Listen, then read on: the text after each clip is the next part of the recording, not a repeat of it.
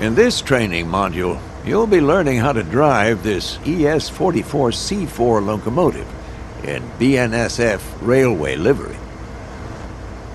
The ES-44C4 is the fourth generation of the GE Evolution series. It started production in 2009 and continued to be built until 2015. Rated at 4,400 horsepower, these beasts are primarily used for heavy freight and intermodal traffic. When you're ready to begin, climb aboard.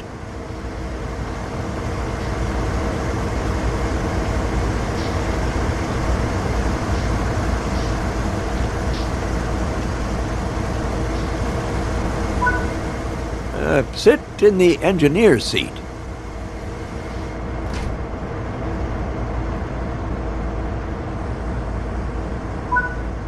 Now you'll go through the steps needed to take over this locomotive. Firstly, you will need to set the generator field switch. This needs to be enabled for the throttle to control the power of the train.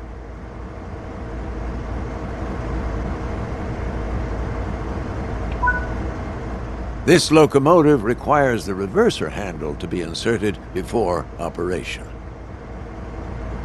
The reverser determines the direction of travel.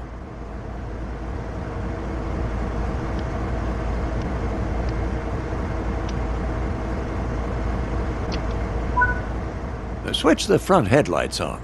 Regardless of the time of day or weather, all locomotives must have their headlights on.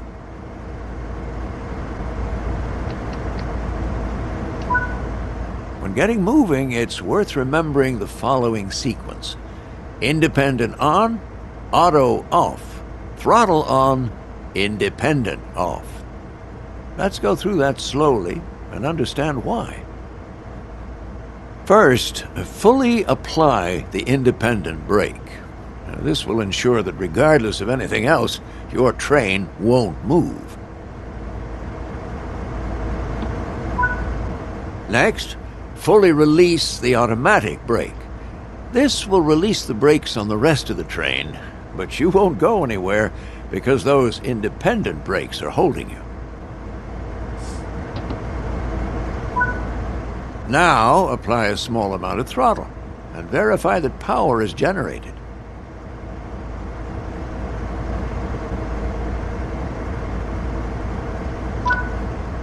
Finally, release the independent brake and you'll start moving.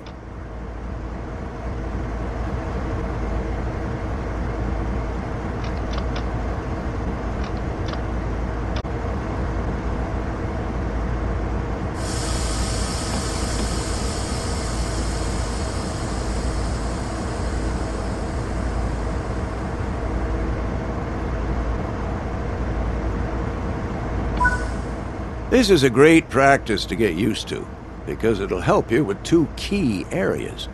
The first is that you verify that the train will take power before you release the brakes. You don't want to find yourself without power and having to hurriedly put the brakes back on. The second is that having power applied as you release the independent brakes ensures that you won't roll backwards. On steeper hill starts, you may even need to start with more power, and this is something you can practice and get used to as you find yourself out on the railroad. If you have any locomotives on the rear of the train behind freight cars, you can press the banking comms button to enable radio communications with those remote units. This will ensure that they operate their throttle and brakes in unison with your own locomotive, giving you much-needed extra control on your journey. Press it now, just to get practice, even though there aren't any connected. Coasting is a method used to efficiently maintain speed and reduce motor stress and maintenance requirements.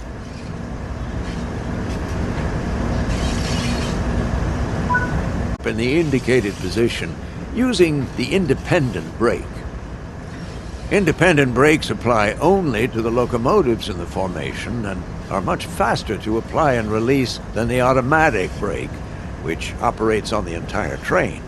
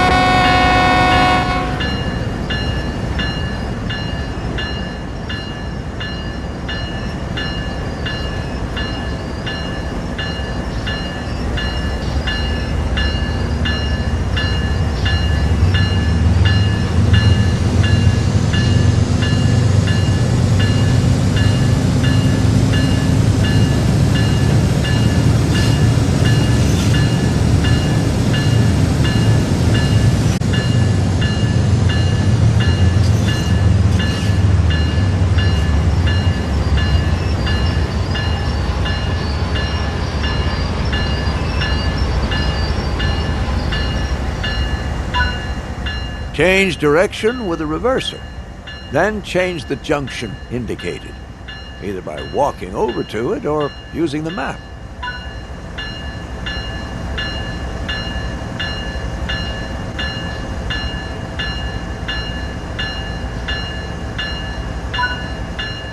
Before proceeding, check the two couplers are in the right position to allow for automatic coupling.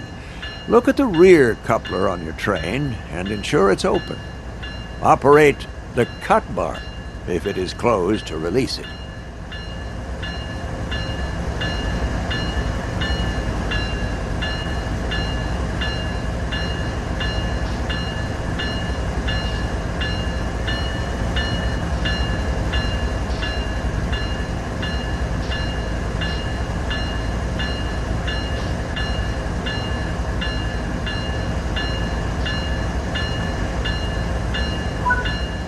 Next, walk over to the freight cars you're going to couple to and check their coupler knuckle is open too. Operate the cut bar here to open the knuckle.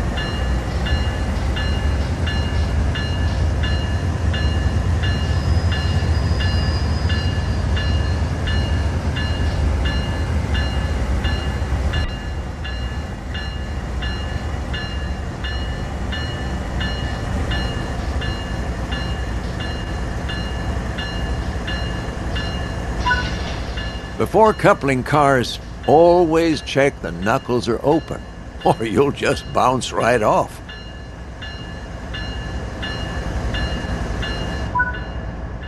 Okay. The junction is correctly aligned and the cars are ready to couple. Couple up to the cars by gently driving into them at a slow speed. Most freight uses automatic knuckle couplers, so they will automatically couple once they connect.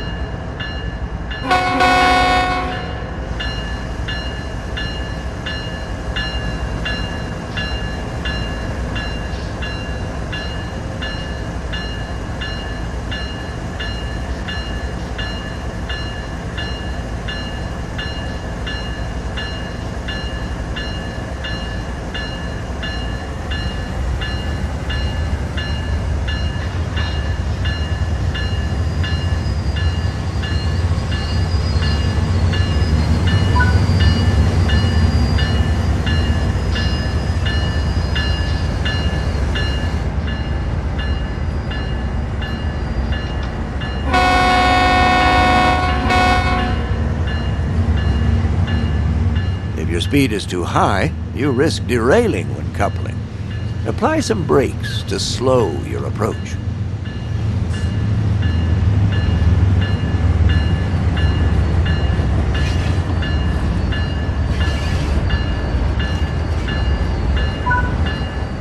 Hey, nice work. Now change direction with the reverser and move the train forward into the indicated siding. Remember to apply a little power before releasing brakes. While it's not strictly necessary in the training center, this is the time to start forming great habits.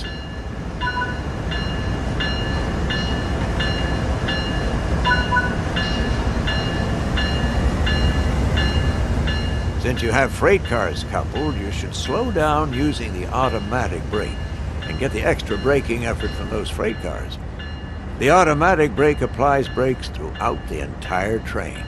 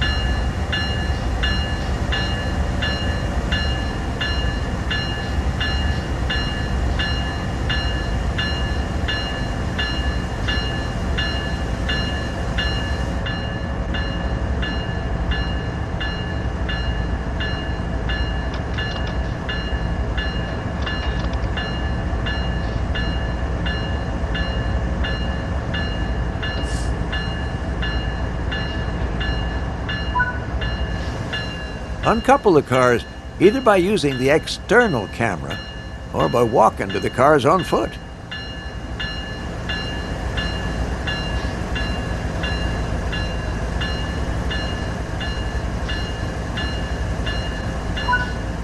That's it for this training module.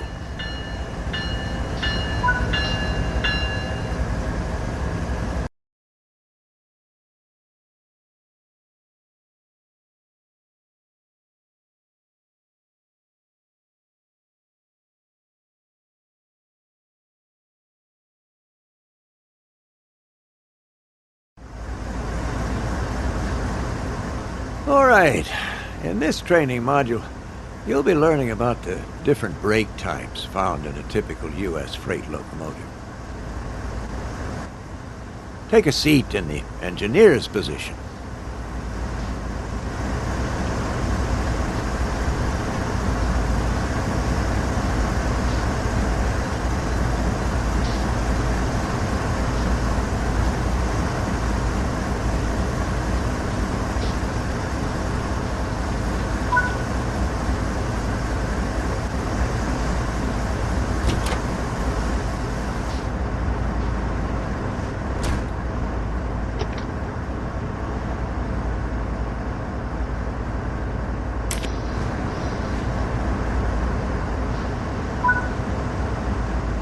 Now you'll go through the steps needed to take over this locomotive.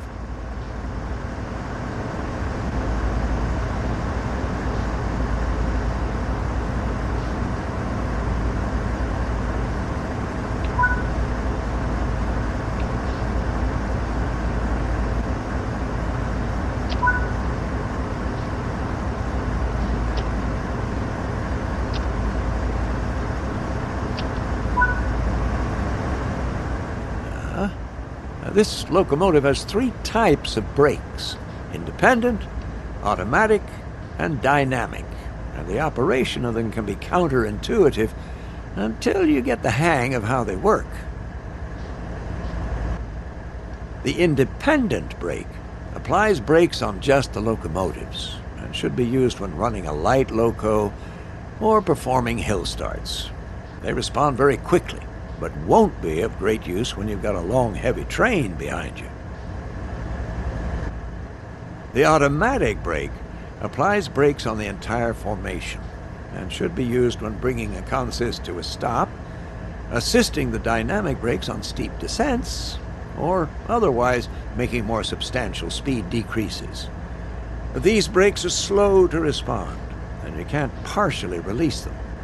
So if you want a bit less braking, you have to release them entirely, wait for the system to repressurize, and then you can reapply. The dynamic brake uses the locomotive's traction motors to slow the train down. These can be very effective at controlling your speed on descents, and are mostly effective between around 10 and 30 miles per hour. Either side of that, you're going to need one of the other brake systems. There are several gauges used to describe what is happening in the brake system of this locomotive, and they're common to a wide range of locomotives. The brake cylinder, or BC gauge, tells you the amount of pressure going directly onto the wheels. This is ultimately how much braking effort is stopping your train. If it's zero, the train is not applying any brakes. The independent brake lever directly controls this, but be aware that this is only reporting the state of the brake cylinder on your own locomotive, and not the rest of the train. Apply the independent brake now to full, and notice that the BC gauge rapidly changes to reflect that.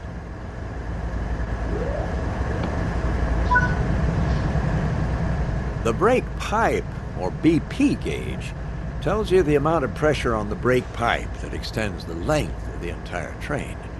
On U.S. freight, this is pressurized to 90 psi as normal. The brake pipe serves two functions. One is to provide air to all the freight cars down the length of the train so they can charge their own reservoirs. The other is that its pressure controls what the other vehicles do with their brakes. At 90 psi, the brakes on all vehicles will be released.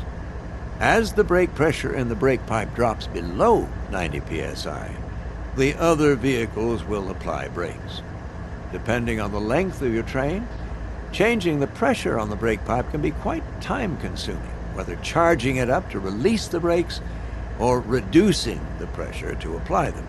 And this is the reason that automatic brakes are tricky to use. The brake pipe works in conjunction with another system called the equalizing reservoir.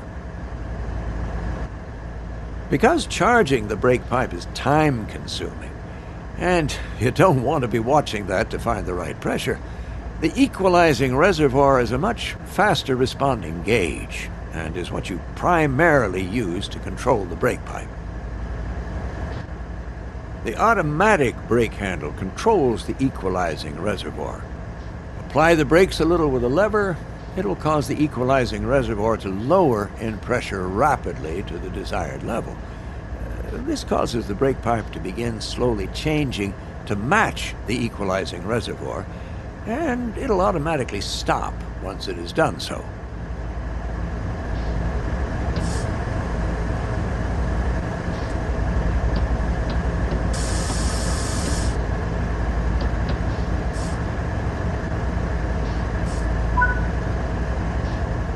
Release the automatic brake, and you will see the equalizing reservoir rapidly rise back to 90 psi. At this point, the final reservoir will come into action, the main reservoir, shown as MR on the HUD. This is a high-pressure reservoir which is used to feed air pressure back into the brake pipe to make it go up again. You'll see the brake pipe begin to climb, the main reservoir begin to drop, and periodically the compressor will start up to put more air back into the main reservoir until the brake pipe finally matches the equalizing reservoir again.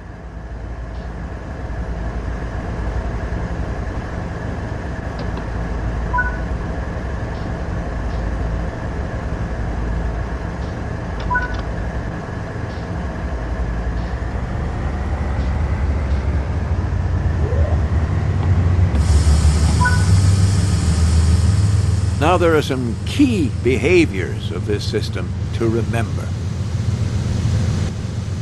The longer the formation, the slower the brake pipe will be to respond. you cannot partially release automatic brakes. If you are braking too much, you may need to fully release the brakes, allow the brake pipe to get back to 90 psi again, and then you can reapply them. This should be carefully considered, however, as you will have no air brakes during this time. Bring the train to a stop in the indicated position using the automatic brake.